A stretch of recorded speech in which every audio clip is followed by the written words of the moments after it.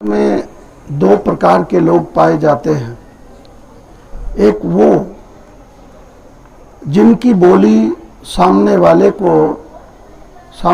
के दिल को छू जाती है, और दूसरे वो जिनकी बोली सामने वाले के दिल में चुभ जाती है। जिनकी बोली सामने वाले के दिल को छू जाती है, उसका अभिप्राय है कि सामने वाले को जब वो बोलता है तो अच्छा लगता है, और एक वो जिसके बोलने पर सामने वाले के दिल में चुभने का अर्थ है कि उसको वो बात अच्छी नहीं लगती, बुरी लगती है। एक छोटी सी कहानी आपको सुनाता हूँ। एक लकड़हारा प्रतिदिन जंगल में जाता था और वहाँ के जंगल के राजा से छिप छिपाकर थोड़ी बहुत लकड़ी काटता था, लाता था, उसे बेचता और परिवार का मुश्किल से गुजारा करता था। एक दिन उसको जंगल के राजा शेर की कराहने की आवाज़ सुनाई दी। पहले तो वो डर गया, लेकिन फिर शेर ने कहा, डरो नहीं, मेरे पास आओ, मेरे पैर में कांटा चुभा है, इसको निकाल दो। हिम्मत करके वो शेर के पास गया, उसका कांटा निकाला, और फिर देखते ही देखते दोनों की अच्छी दोस्ती हो गई, उस लकड़हारे की और शेर की। कुछ समय बीतता गया। अब लकड़ी काटने वाला लकड़हारा अच्छे से लकड़ी काटता, लाकर उसको बेचता, उसकी आमदनी बढ़ गई और देखते ही देखते वो पैसे वाला हो गया।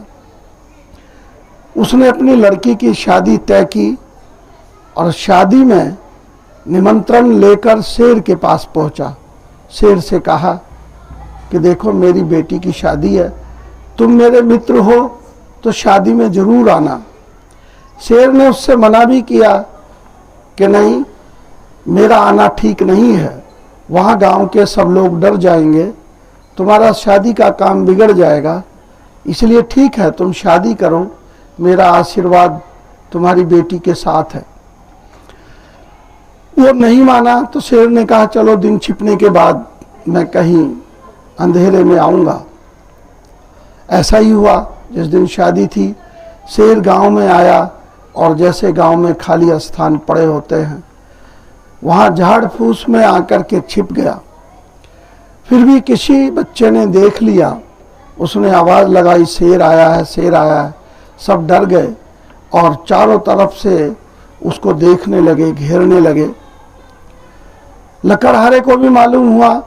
लकड़हारा आया और सीधे उसके पास गया और शेर के सिर पर हाथ रखकर बोला कि ये शेर नहीं, मेरा गीदड़ है, इसलिए डरने की जरूरत नहीं।